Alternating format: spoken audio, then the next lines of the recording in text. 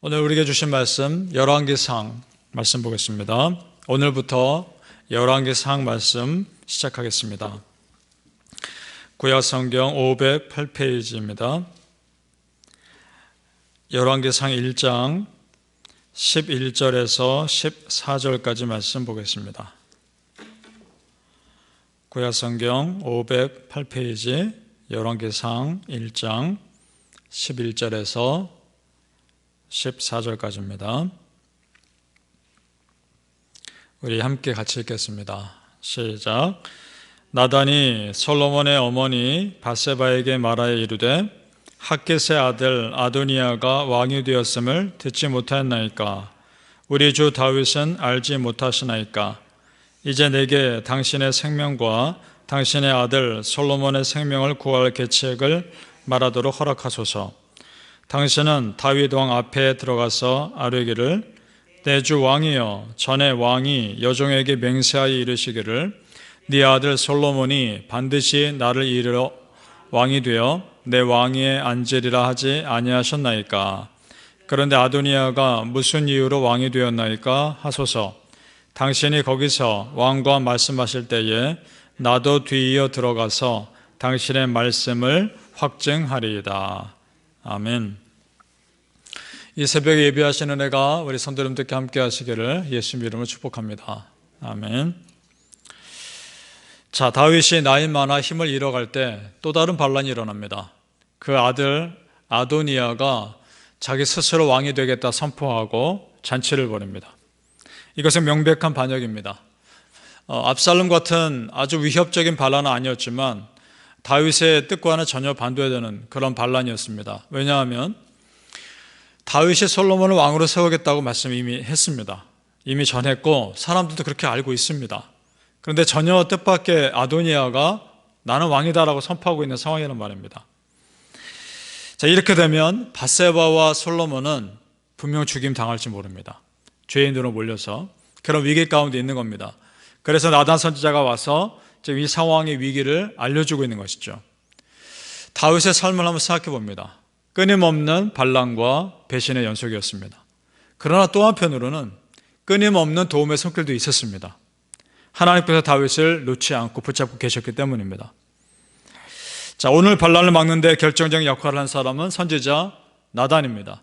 그가 누굽니까? 다윗의 잘못을 책망한 사람 아닙니까? 그런 그가 지금 다윗을 도와주고 있습니다. 죄를 책망했다고 해서 그 사람을 미워한 건 아니었습니다. 다윗이 하나님 편에 서 있는 한 나단도 다윗의 편에 서 있는 겁니다. 나단은 하나님의 선지자이기 때문에 그렇습니다. 자, 그런데 반면에 다윗과 오랜 기간 함께했고 심지어 압살롬의 반란 기간에도 다윗의 편을 도와주었던 사람들이 지금은 반란자의 편에 서고 있는 겁니다. 참 아이러니죠. 자, 7절 말씀 보시기 바랍니다.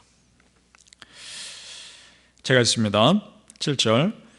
아도니아가 스루야의 아들 요압과 제사장 아비아달과 모이하니 그들이 따르고 도우나. 아멘. 자, 지금 누가 반란의 중심에 서 있습니까? 군대 장관 요압, 제사장 아비아달입니다. 요압은 평소에도 다윗을 반역하는 일을 많이 했습니다.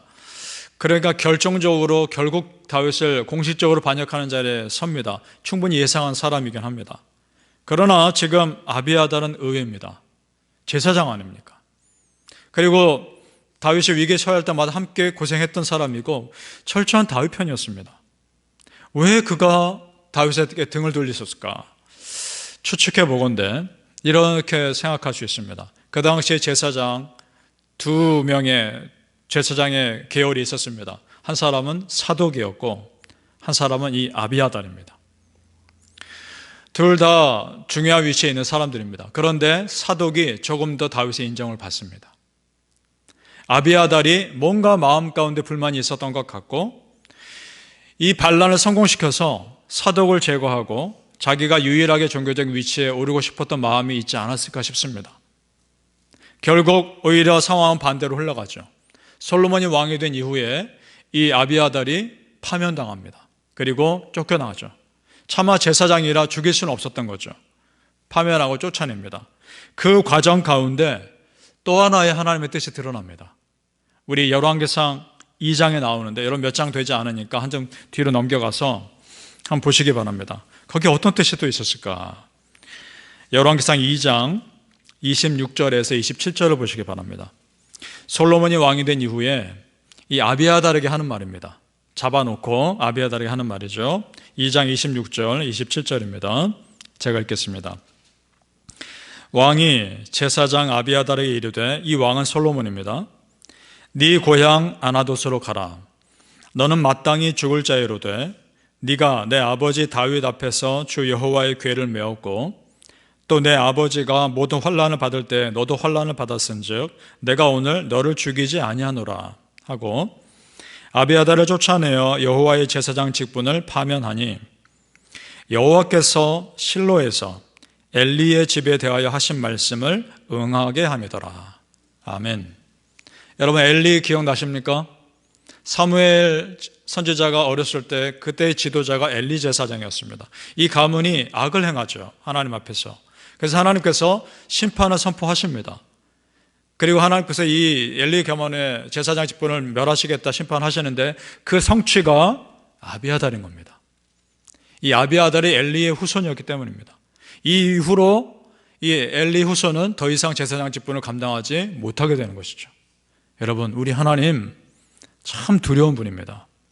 그리고 정확한 분입니다. 다 기억하고 계셨다가 결국 하나님 말씀대로 이루시죠. 그 후손이 말씀대로 살지 못하니까 그것을 그대로 실행에 옮기십니다. 만약에 아비아달이 신실하게 하나님의 말씀 지켰으면 이렇게까지 되지 않았을 겁니다. 하나님 지켜주셨겠죠. 우리가 하나님 편에 서지 않으면 하나님의 심판 고스란히 당하는 것입니다. 그런데 반대로 그럴수록 우리가 하나님 편에 서야 되는 것 아니겠습니까? 그럴수록 하나님 편에 서셔서 하나님의 심판의 자리가 아닌 축복의 자리에 서시기를 소망합니다. 사람 의지하면 결국 실패할 수밖에 없는 겁니다. 우리 성도님들 진정으로 하나님 두려워하시고 내가 하나님 앞에 바르게 살고 있는가 항상 체크할 수 있기를 소망합니다. 자, 나단 선지자가 이 문제를 빨리 해결할 것을 다윗 왕에게 촉구합니다. 밧세바에게도 알려줬고요. 그런데 그 근거가 무엇인가 하는 겁니다. 이렇게 솔로몬을 빨리 왕으로 세우라고 촉구하고 이 왕에게 요청하는 근거는 하나님 말씀입니다. 하나님께서 솔로몬을 왕으로 세우겠다고 하나님께서 말씀하셨기 때문입니다. 그것이 역대상 22장 10절에 이렇게 나옵니다. 하나님께서 다윗에게 하는 말씀입니다. 그는 내 아들이 되고 그는 솔로몬입니다. 나는 그의 아버지가 되어 그 나라 왕위를 이스라엘을 위해 굳게 세워 영원까지 이르게 하리라. 아멘. 솔로몬에게 예언하시면 하나님 하신 말씀입니다. 자, 여러분, 그러니까 우리가 하나님께 기도할 때요, 말씀 붙잡고 기도하는 것이야말로 가장 빠른 기도응답인 줄로 믿습니다. 이스라엘 백성이 광야에서 땅을 정복할 때도요, 그 믿음의 사람 갈렙 기억나시죠? 갈렙이 가나안 땅을 정복할 때 말씀 붙잡고 여호수아에게 요청합니다. 내가 저곳에 가겠다. 나를 보내달라. 그 말씀이 여호수아 14장에 나옵니다. 그는 정말 신실한 하나님께서 말씀하신 대로 이루실 것을 믿은 겁니다. 14장 12절입니다. 그날의 여호와께서 말씀하신 이 산지를 지금 내게 주소서. 당신도 그날에 들으셨거니와 그곳에는 아낙 사람이 있고 그 성읍들은 크고 견고할지라도 여호와께서 나와 함께 하시면 내가 여호와께서 말씀하신 대로 그들을 쫓아내리이다. 아멘. 대단한 믿음입니다. 그 말씀 붙잡고 기도했죠. 여러분, 말씀 붙잡고 행동하고 따르는 사람이야말로 승리하는 사람인 줄 믿습니다. 사랑하는 성도님들, 우리 성경에 하나님 말씀 나오는 말씀을 아멘으로 받고 그것이 나에게 그대로 이루어질 것을 믿고 끝까지 부르짖어 기도하실 수 있기를 소망합니다. 하나님의 말씀의 권위보다 이 세상에 높은 것은 없습니다. 하나님 말씀대로 믿고 나아가면 그대로 되게 돼 있는 것입니다. 금림이 있기를 축복합니다. 이 반란이 비교적 쉽게 멈춘 것도 다윗 왕이 앞서서 한 것이 아니라 하나님이 이미 말씀 가운데 솔로몬을 왕으로 세우겠다고 말씀하셨기 때문에 아무런 힘을 발휘할 수 없었던 겁니다. 우리 안에 말씀 붙잡고 기도할 때 그대로 이루어지는 역사가 있기를 예수님의 이름으로 축복합니다. 자, 아도니아의 반야 소식을 듣고 다윗이 그날로 솔로몬을 왕으로 세웁니다. 그래서 솔로몬이 아버지 다윗 왕이 타는 노새를 타고 기온샘에 가서 왕으로 기름 부음 받습니다. 이 소식을 아도니아가 들었겠죠. 잔치를 한참 벌이고 있었던 상황이었단 말입니다. 그런데 지금 상황이 잘못되어 가고 있습니다. 큰일 났구나.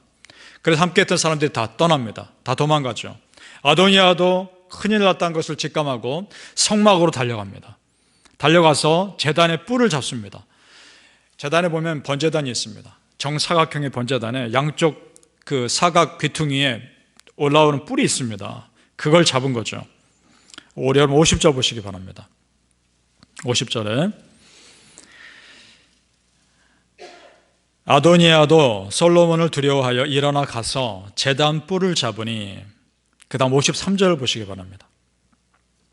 사람을 보내어 그를 제단에 이끌어내리니 그가 와서 솔로몬 왕께 절하매 솔로몬이 이르기를 네 집으로 가라 하였더라. 아멘. 자, 이게 무슨 상황이냐? 제단뿔을 왜 잡았을까요? 차마 하나님의 성막, 하나님의 성전, 아직은 성전이 아니죠. 성막에서 사람을 함부로 죽일 수는 없는 거 아닙니까? 특별히 제단뿔을 잡고 있는데. 그래서 자기의 목숨을 살려줄 것이라는 약속을 받고 나서야 그제서야 제단뿔에 손을 놓고 솔로몬 앞에 가서 선 겁니다.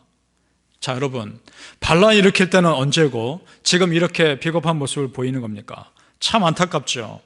솔로몬과 어떤 차이가 있습니까? 솔로몬이 왕이 된 근거는 말씀입니다. 아도니아가 왕이 되려 했던 근거는 자기 욕심입니다. 비교가 안 되는 것입니다. 결과는 뻔한 것이죠. 여러분, 말씀에 근거하여 행동하는 사람이 승리하는 것입니다. 믿습니까? 무엇을 하든지 말씀을 앞세우시고 말씀 의지하시길 바랍니다. 우리는 결국 말씀을 뒤따르는 겁니다. 말씀의 권위 앞에는 모두가 순종하게 돼 있고 저 어둠의 영들도 말씀의 권위 앞에서는 아무런 영향 미칠 수 없습니다. 시편 119편 103절 105절입니다. 주의 말씀의 맛이 내게 어찌 그리 단지요 내 입에 꿀보다 더 다니이다. 주의 말씀은 내 발의 등이요 내 길에 빛이니이다.